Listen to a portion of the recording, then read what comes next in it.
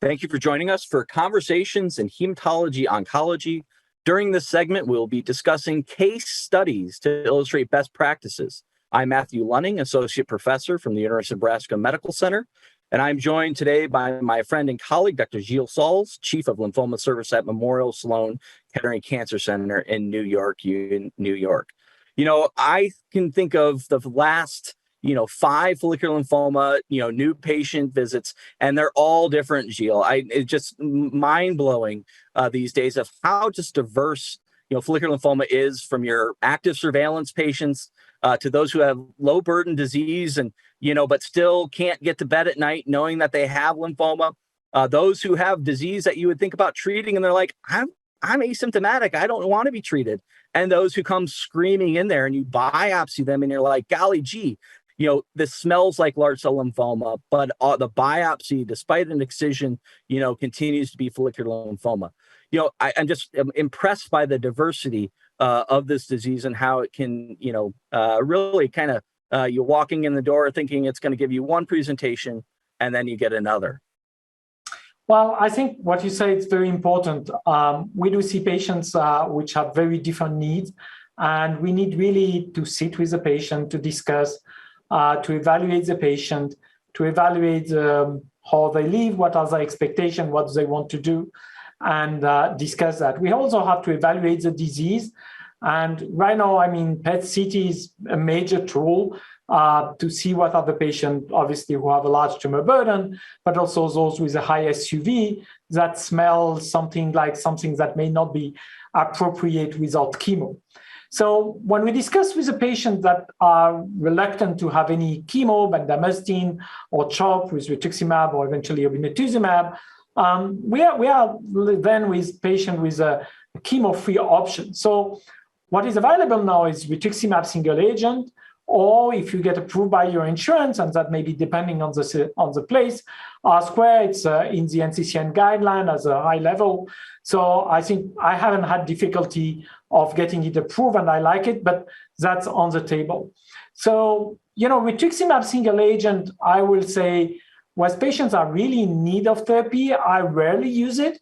I use it sometimes for patients who are, kind of borderline. They don't meet GELF criteria, but they have disease which is disseminated, not suitable for localized radiation therapy. And, the watch and wait is not necessarily appropriate. They would like to do something. And maybe, there are some patients really, the results are well known. 3/4 of these patients respond to therapy, and about half of them reach a CR, and the CR can reach several years. So I don't throw that away. It's not my practice usually. If they have a low tumor burden, I usually don't treat them. But there are a few patients that, even with a higher tumor burden, and when I arrived here, I saw a patient that was treated 15 years ago with rituximab single agent, a large tumor burden. I will not have offered that to this patient, and he's still in CR. So those patients exist. So my favorite chemo-free treatment options right now is R-square. So R-square, we have the relevance data showing that it's equivalent to immunochemotherapy, our CHOP or our bendamustine, in terms of response rate, in terms of duration of response. And, we learned last year that the 6 years PFS is identical for those regimens. So it's an approved regimen. It's not necessarily as easy to manipulate than a rituximab single agent. You have the rashes, and the rashes occur in about 10 to 20% of the patient. Most cases, you withdraw land for a few days, you give steroids, you give antihistaminics, you resume. But in some patients, it's quite severe rash, and you have to add this, discuss with derm people, eventually use these antibodies against these rashes. And, it's not necessarily a home run for some patients. But I have found that quite useful. The second thing is that you have to still take care of the risk of thrombosis. And, whether you put your patient on aspirin or something else, if they have a large tumor burden, there may be a concern of compression. So keep that in mind. And finally, we have older patients, and you have to think about the renal function. We have to think about the little neurological effect of lenalidomide. Some patients are a little bit confused, not confused, but don't have the perfect 100% meaningless. So I think it's a good option. It's my preferred option. It's my recommendation for patients. But I think we look for something. And I was quite intrigued and interested by the result we presented at ASH with mosunetuzumab single agent. And I think the Celestimo trial and the other trial that we look at either mosunetuzumab alone, mosunetuzumab plus len, or the anti-CD20 will probably bring other ways to manage patients in the first-line setting. So I find R-squared a very interesting regimen, not only in the front line, for follicular lymphoma, but also in the relapse refractory setting. In my experience, not many patients end up on the same dose of lenalidomide that they started with at cycle 1. And I think that there's often a right dose, and then there's the right dose for the patient. And you figure it out by about cycle 3 or 4, what is the right dose of lenalidomide. And I can't state, more eloquently than you did, pay attention to the creatinine clearance, right? Because we have seen both in the AUGMENT trial, that you can put patients who have a creatinine clearance between 30 and 60, on 10 milligrams of lenalidomide. They have good efficacy, good durability, and I even look at if they've been hovering around that creatinine clearance of like 50, and then sometimes they're 65. I will start them on a lower dose of lenalidomide just in anticipation, that they're going to spend more time, with some mild CKD and still, derive benefit from the lenalidomide, whereas I probably would get to that lower dose eventually. Yeah, very much a finesse drug. Yeah, I agree with you. I mean, I have also, these little cramps. If you have patients in particular professions, like musicians, I have a patient that had to adapt that, a few things like that. But, we all know that first-line treatment is good. And in some patients, you reach a couple of years of treatment-free interval. But unfortunately, patients relapse. And I would like to ask your opinion about the feature of the relapse patient. We discussed the POD24, but, in general, what are you aiming for patients? Is that age dependent? Is that tumor volume dependent? Is that treatment-free interval? How do you categorize the patient for the second or even the third line treatment? Yeah, I think after their first line, I'm really looking at, one, we haven't talked a lot about maintenance. I think maintenance in follicular lymphoma kind of went away with COVID a little bit. In my practice, I wasn't willing to accept that risk. And so I haven't really brought it a lot back. But if you're relapsing on maintenance rituximab, I think that's a different patient if you are choosing to give maintenance from that standpoint. I also try and stay a little bit tried and true to the POD24, meaning that it was a patient, required therapy within 6 months of their diagnosis. I know in the POD24 data, they got CVP or CHOP or R-CHOP, but still in BR, I think that matters. And so in my practice, if you had a symptomatic progression within 1 year, if not even 2 years of completion of their therapy, that's a big deal for me. That's a prognosis changing event. I also use the CIBMTR data to look at if I can't prove transformation in that relapse. I'm not sure that the conversation about auto transplant is completely dead in follicular lymphoma. I think there is a sliver of that. So yes, if you're young and you have no comorbidities and you have an early relapsing follicular lymphoma, I know we have R-squared. I know we have CAR T. I know we have bispecifics, but I think that there's long data that shows plateaus on those curves and very similar population. And you have the CIBMTR data again of those patients who got there. But an early relapser, I may consider CAR T cell after R-squared. Sometimes people don't have access to lenalidomide too. Yeah, I think I agree. I mean, I used to have a lot of patients with transplant, but I think right now I really reserve this indication for patients with transformed disease and discuss transplant or CAR T. That's another discussion. Having said that, I think that, right now, if you have started with chemo, trying R-square and designing for intensification after evaluating the response to R-square is really my preferred way, even for young patient, even patient with bulk, as long as they don't transform. Obviously, biopsy and rebiopsying this patient and watching them carefully is key. And if you started with R square, I think, there were some data from Houston, I think last year or 2 years ago, suggesting that if you have failed an immunological treatment, you better get chemo the next time before to go to something else. And that's what I recommend to patients, because you are worried when you don't get that.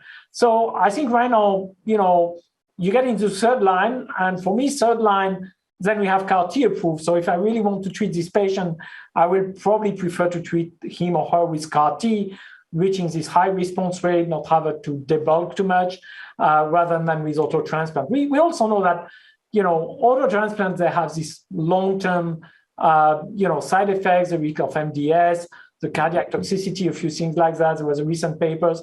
So, I don't think we experience that with CAR-T, or we don't feel that. Maybe we don't have enough follow-up. So I have really displaced that, except in a very minority of patients. Did you do any allo transplant for young patients recently?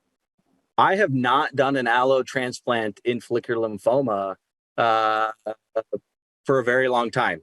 Number of years. I think we just have that many options, now for follicular lymphoma, where we can kind of line by line. But I think you do cross that, in those 40, 50-year-old follicular lymphoma patients. What is that line where you're like, if I get you a CR to this, then we're going to go. And I think it's, it's not after bispecific and it's not after CAR. It's likely after bispecific and after CAR, but then you're doing something. If you're refractory to both of those lines of therapy, you're likely going back to the chemo tree, right? If they hadn't transformed, a lot of patients will have gotten BR, R squared, bispecific, CAR-T, and then, you're probably giving them an anthracycline and having the discussion about consolidating after anthracycline. I mean, I was joking back when we were having the SWOG 1806 study, which were for those POD 24 patients. We were going to learn for the first time in second line follicular lymphoma what the overall response rate and CR rate was to R-CHOP, right? We had never, I couldn't find a single paper. We were going to learn something. Unfortunately, that trial is not accruing the best, but maybe we'll get some data to show what a CR rate is in the second line. Yes, I think we recently published the SELEN trial, which was R-CHOP or R-BENDA combined with ibrutinib. Ibrutinib didn't help to these patients, but you have now in this randomized trial where the majority of patients have had R-CHOP before, and this was mostly BR second line rather than the opposite, but at least you have this data somewhere. What about the elderly patients that do not tolerate very well chemo, doesn't want chemo, or even the young patients that doesn't want to hear about that? When you come to second, third line, how do you manipulate that? Do you think that we can sequence R square bispecific, go one back to one other? How do you figure that out?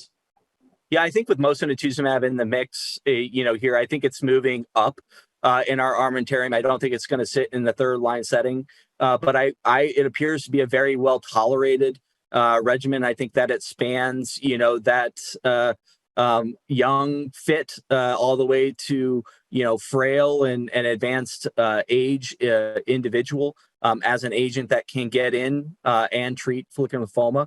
I like that it is fixed duration therapy. I think that that's something that will be appealing to those individuals that are choosing it in follicular lymphoma. With regards to, if we see other bispecifics there, if epcoritamab gets a label, I think it's going to be interesting to try and sort out, that's a continuous therapy. Yes, it is sub-Q, but when do you use Mosun and when would you use Epco? And I don't have a good, feel for that quite yet, other than, maybe Epco, because it has activity in large cell lymphoma. If I feel that the gears, that follicular lymphoma is marching towards transformation, maybe I'll try Epco in that situation. Or if you just have a person who's blowing through first and second line therapy, if Epco gets a label, that might be. But right now, I think Mosun, as we get more experience, kind of dominates that third line space. Yeah, what I like with Mosun in this setting also is the fact that, you have the first cycle with, the step-up dosing. Patients are coming weekly, and after that, they come every 3 weeks. So, you go back to a schedule which is not very cumbersome. So I think patients like it because of that. And even if they have a little bit of side effect at day 8 or day 15, and we discuss that, we manage them. But then after you get to something that is a usual scheme. I found some patients with fatigue on bispecifics, but they usually recover. What happens to those patients that you have encountered who have failed CAR T cell therapy? If they have not received bispecific, I imagine it's easy. What happens if they have received both? Will you try those? Obviously, you will try to enroll them in a clinical trial, but do you have any insight of what we do? Do you think it's as bad as failing CAR T in the large cell setting, or do you think there is still a lot of possibilities for these patients? Yeah, I think that's where, these novel agents, I think tazemetostat, there's probably very little data of tazemetostat post-CAR, post-bispecific. I can't imagine there is outside of the, a handful of patients. I think the other, class that's going to kind of infiltrate here is going to be BTK inhibitors, namely zanubrutinib. I think a lot of people are going to be obinutuzumab naive too. I don't think there was a large adaptation of the gallium data. I think if you're getting bendamustine, you're getting a lot of rituximab. And then you're also, if you relapse, you get R squared. And then you're pretty much, so Obin, maybe there, and Obin Zanu, I know we're talking like fifth line follicular lymphoma, but we're also talking about how to get, 50-year-olds right now to 75. Or 60-year-olds to 85 in follicular lymphoma, and trying to, not give something that presses that clone to large cell lymphoma. And that's, I think, where the prognosis changes. Maybe before I hand up to you to conclude this session, maybe two anecdotes. The first one is a patient that received CAR T probably 2 or 3 years ago with follicular lymphoma and relapsed. And I continue to monitor this patient. He has a limited disease, 2.5 centimeters, 3 centimeters. So I manage it like the other follicular lymphoma. So it's not because it's a post-CAR T relapse. As long as there is no transformation, this patient doesn't need therapy. He has understood that. He's a young patient we'll see in the sun. The second anecdote, and I think we all have seen that, are these patients that have been receiving multiple treatments, and suddenly you don't know not much what you do. You do a little bit of chemo, a little bit of R square, or even rituximab single agent. And you find this patient responding and alive a couple of years later. So, never lose hope for follicular lymphoma patients. As long as they don't transform, there is always the options of trying to repeat the anti-CD20 alone or in combination. And I have seen several patients, the longer treatment-free interval is the last one, and it can be the 5th one or the 6th one. So never leave or lose your arms and continue to accompany this patient on their journey. I can't agree. We started off kind of this segment talking about just the diversity of follicular lymphoma as it presents, and the diversity of follicular lymphoma, even when it's in the 4th, 5th, 10th line plus therapy. Well, with that, thank you again for joining us for this segment on case studies to illustrate best practice approaches.